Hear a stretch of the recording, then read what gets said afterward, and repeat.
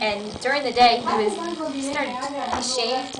It was a Sunday night, and he shaved. And I was like, he shaved on a Sunday night. And I was like, oh.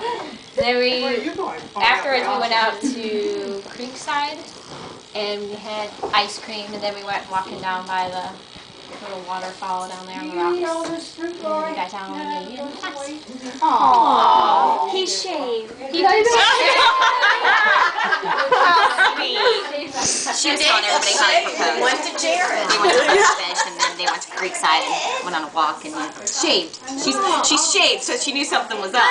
He shaved. Not she Shave on shaved. the weekend. So why are you shaving? No reason. We're just going out.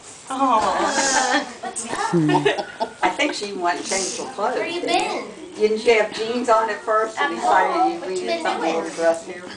No, he's all dressed up. Oh, he was all dressed. Do you guys, does everybody know what Lisa does? Obviously, a lot of you guys work with her, but... You've been taking Do you know what Lisa does?